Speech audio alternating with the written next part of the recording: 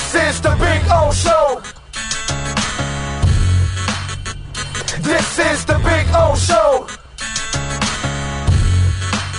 Alrighty, how you doing, Ira? How's the travels? You know what? I'm enjoying the non-travels because it picks right back up after the All-Star break. The Heat won't be home again until March 2nd, off to New Orleans, Sacramento, Portland, Denver, and what'll be a challenging trip. So it's been a nice little respite. Most of the Heat guys getting the week off. Bam, All-Star game, Jaime dunk contest. So they'll be rested, but there really are challenges ahead.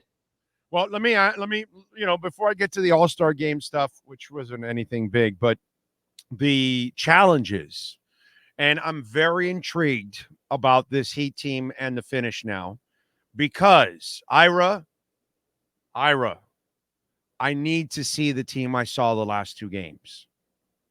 So the challenge for Eric Spoelstra, and again, they have the perfect superstar for this because Jimmy's not a me guy. He's not, I got to get my 30 shots off. He's more than willing to facilitate, defend, help. He loves watching other people excel. So I don't think that much of a challenge. And it looks like Jimmy's now maybe turned it on and he's going to try. I need to see, because one of my complaints with the Heat the last couple of years is you're a 2-point team in a 3-point world. Well, I saw a 3-point team the last two games, Ira. So talk to me about the challenge of playing that basketball for me the last two games. Except we've spoken ad nauseum on our Accurate Pembroke Pines report about Jimmy, Tyler, and Bam being able to play together. And you can say it all you want, and you can wish it into existence. But they won the last two games without Jimmy Butler. They won the last two games without Josh Richardson and Terry Rozier, so Tyler Hero could be more of Tyler Hero. So Bam gets a little more free reign on what he wants to do. So Duncan Robinson gets featured more as a 3-point shooter because there's a role for him. So again, it's not about how much talent you have. It's about how the talent meshes. Right. What we haven't seen this season, honestly, Big O, when you think about last year's playoff run, Tyler goes out first half of the first game. We didn't see it in last year's playoff run. It is crazy that we are 4 years into this cycle with Bam and Jimmy and Tyler, and we still don't know how it works together when all three of them start. So, on one hand, you want to see this the final 7 weeks of the season. On the other hand, you also are in go time. You have to win. Because if you haven't checked the standings, they're in 7th place. They're in a play-in place. They have to win games while they're learning on the fly. So it's interesting. We always talk about the Heat trying to develop while trying to win. Now they have to try to develop chemistry while also understanding the win column is everything. They are tied with Orlando for number 7, number 8. The Heat could face this path in the postseason. First round of the play-in for the number 7 seed. Heat at Orlando. Magic's pretty good, especially at home. If the Heat lose that game, Heat against probably at home the winner of Atlanta, Chicago. Hey, they lost to Atlanta in the play-in last year. They trailed Chicago in the second half. For the right, and you could say all matchup you want to avoid. Because, Big O, I would argue with you, Milwaukee, Philly, Knicks, Cleveland, I feel absolutely fine about that. But if you're going to ask me about the Heat against the Celtics, with the Celtics having revenge in mind, having added Porzingis, having added Holiday, you don't want no number 8 seed this year. So there's a lot of work to be done. Yes, nice takeoff point. Beat Milwaukee, beat Philadelphia. But you have to keep it going, and you have to make it work with Jimmy Butler. Yeah, no, I know you have to. But again, you can. That's where I have some hope because Jimmy is the right star to make it work and facilitate and all of that. By the way, if we're going to become more of a 3-point team, Jimmy's been shooting the 3 a little bit better this year. So. No, and he knows he has to. But here's the question I've been getting a lot since Duncan Robinson has had this really nice resurgence. In your starting lineup, you agree with me, Big O, you're not taking Jimmy Butler out of the starting lineup, correct? And of course not. Okay. You're not taking Tyler Hero out of the starting lineup because you know the Pallet, you know the backstory there. Come on, Big O. He earned his way in. He's played well. And you didn't give up a first-round pick for Terry Rozier not to start him. I have no problem there. No. So if those 3 are your starting wings, you can't start Duncan Robinson. You can't play the same game you played the last 2 games. There's not a starting role there. So what Erik Spoelstra has to do is manipulate his rotations. There is one way for this to work, and that's if you start Jimmy Butler at power forward in a league without a lot of power forwards. I'll give you a perfect example. You're going to play a Friday game against New Orleans. So you're going up against Jonas Valanciunas, and of course you're going to have Bam on him.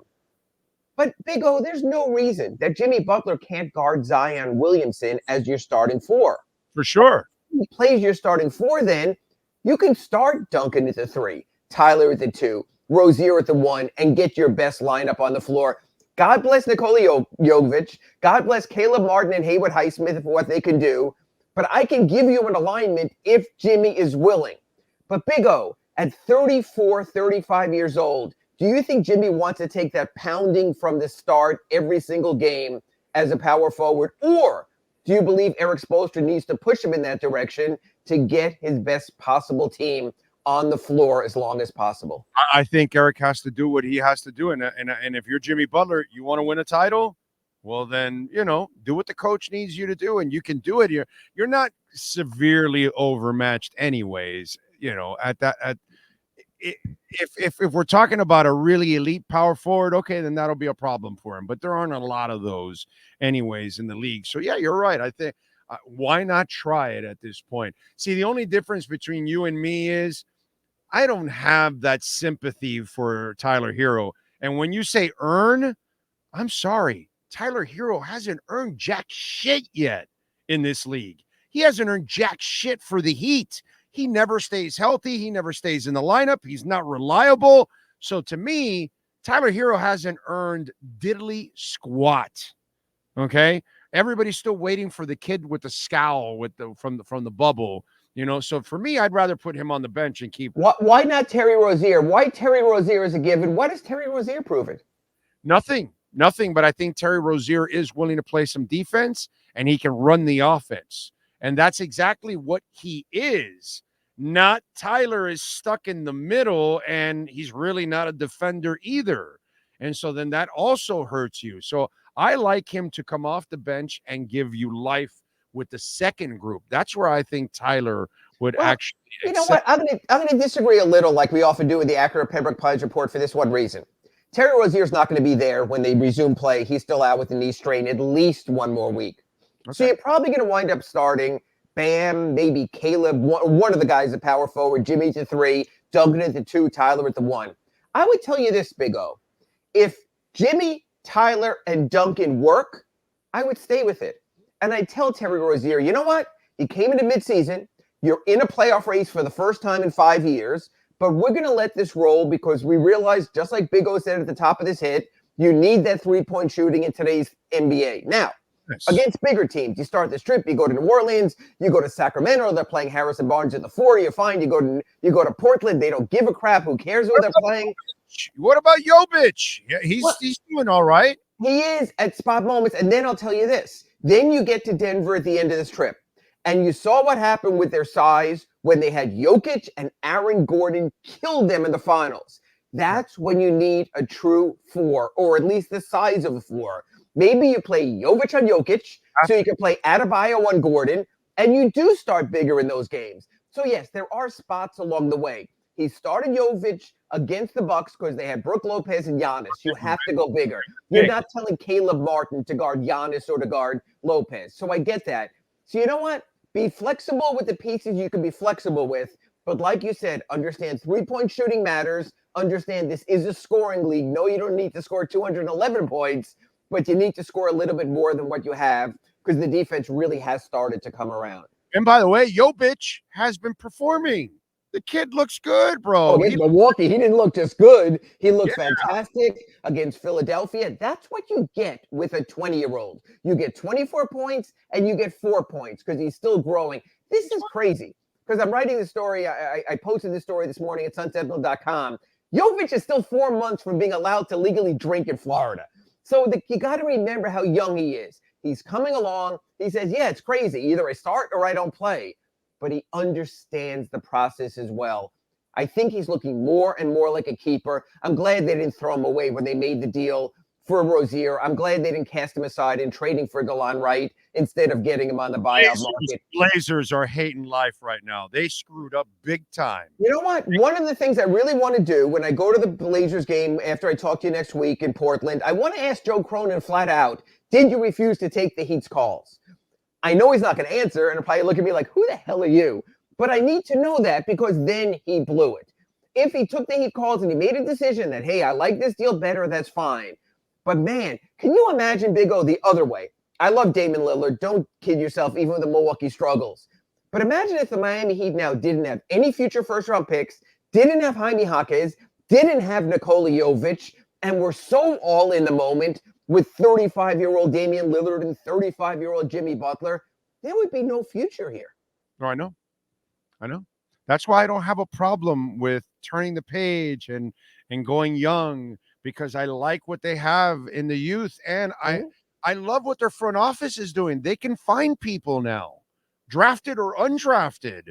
They're doing it all the damn time now. Right. You know what I'm saying? So I think this is they've had better draft picks, but what I'm saying is lately they've been doing the best job drafting lately. You know, they've been consistently drafting and finding. And who knows, Alondas Williams might be the latest guy. And what they're doing up there in Sioux Falls and developing guys up there, that they're so loaded with talent in the developmental program, they couldn't even get Jamal Cain off his two-way deal to a standard deal because they're working through all these other guys. So it does say something about what they're doing. Again, I am all in for development, as long as you don't start complaining that they're not in the East Finals every year. You can't always have it both ways. You can't have it both ways. Right. But, you know, the other thing you want to do is kind of keep yourself a little bit more liquid so you can then find that other star. Right. Flexibility. And maybe next time when you might have to offer a Jaquez and offer Jovic, it won't be for a 35-year-old. It'll be for a 28-year-old. So you'll have that future there as well. I agree with that. I totally want it that way. So all right. We will 3 years down the road trade Jaquez and Jovic for Luka Doncic, and we'll deal with it. But that's 3 years down the road. What'd you think of All-Star? I was happy for Jaquez. By the way, I thought McClung got screwed on the first dunk. He should have gotten a better score from them. I didn't expect him to win, but I love that he got an experience to be a part of the whole thing, hang out with some of the big names, do that deal, do the dunk with Shaq and all that. To me, that was important for Jaquez, and super smart by the league. Hey, bro, this is one of the top rookies. Right. Let's get his ass involved in this weekend one way or another. I didn't expect him to win the dunk contest. No, and he showed how charismatic he is. Exactly. And how he appealed to the Latino market, and he played that up with his Mexican heritage. So I really thought that was a couple of good things right there. The kid gets it. The kid didn't go in there disappointed if he didn't win. You could see he relished every single moment out there. Now, the issue I have with this is the NBA Slam Dunk Championship. And 2 years in a row with G League player, one who's not even in the NBA right now. So, Big O, I would say this. If Matt McClung can win, you might as well just open it up to all the street ballers, and we'll just get the best human beings out there dunking on that stage. The NBA has just lost its footing with All-Star Weekend. They regained some of it with Sabrina against Steph, and that was fun. Maybe we'll see more of that. That was good. Yeah, but also, I mean, even the skills competition, I don't know if you got to watch or not, they didn't even know what the freaking rules were. They didn't know what was going on. They were making left turns and they were supposed to go right turns. This is a tough time for the NBA. Sometimes you just realize you reach a point of critical mass when you've done all you could do and it's time to move on to something else. Well, your problem with the NBA is if you're not taking the regular season serious, we're going to get to the All-Star now? Right. Why would you? And please, enough if they have to pay him more. If it takes money to incentivize, then they're not proud of their game. Big O, the winning players of the All-Star game each got $100,000. If that's not enough for them, then no amount is going to be enough anyway. It's a game as time sort of has come and gone, or just accept it for what it is. It's a no-defense shooting exhibition. It's sort of a three-point shootout in competitive form, and you just accept it and move on. Don't be this curmudgeonly old man that, in my day they used to. Well, in your day, it used to be a different day. Right now, 20 of 30 teams in the NBA with the play-in advance to the postseason. So you have a lot of players protecting themselves for the games that matter more. So right now, that's the way it is. Yeah, it's sad, unfortunately, especially when you watch hockey and they give you amazing effort every single night and they care. about the regular season. What do you got going on in the Sun Sentinel so Heat fans can check you out? Well, I did my story about Nikola Jovic and how it's been start or nothing, and it's going to be start or nothing the rest of the way, maybe even some G League time, but he's established a foothold, and it was so important that game in Milwaukee to show what he could do and for Doc Rivers to take note of him. So I think that's a really important factor. In today's paper at your doorstep, I broke down the Eastern Conference playoff race, and you know what? The schedule is tough. Right now, they're projected by a bunch of analytics and metrics to finish number 7. They have to find a way to get ahead of Philly or get ahead of Indiana, and that will require this, an every game matters approach. So they have 5 back-to-back sets left. You know what, Jimmy? You know what, everyone else? Play both games. You've told us all season, through the first 52 games or so, 54, 55 games, that, hey, you're waiting for go time. Go time is now. You have 2 months until the playoffs. You could use that extra week before, when the play-in is going on. We'll see how serious they are right now. But we also know they did it the hard way last year. So in the back of their minds, they're saying to themselves, we could do it again. That's going to be really hard for Eric Spoelstra to turn it around. And, of course, now we're waiting for DeLon Wright to show up. Perfect play with the perfect time. Not saying he's going to play ahead of Rozier. Not saying he's going to play ahead of Richardson. But those guys are out. And because it's go time, you need someone now. And all of a sudden, you can guard quick point guards on other teams. 2 thumbs up for that. Yeah, definitely. They have improved the point guard position drastically. They've got 2 capable bodies where they had one that wasn't capable of doing practically anything. So hell of a move by the Heat to improve themselves to get to the playoffs and hopefully make some noise. Follow them on Twitter at Ira Heatbeat. Subscribe to the South Florida Sun Sentinel. As always, thank you, Ira. We will catch up later on in the week. Or catch up with you from Sacramento at the crack of dawn next week. Thanks, Big O. Thank you, sir. There you go. Ira Winderman and our Acura Pembroke Pines Miami Heat and NBA report.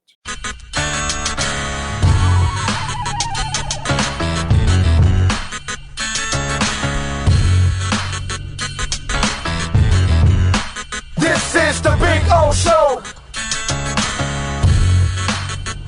This is the Big O Show.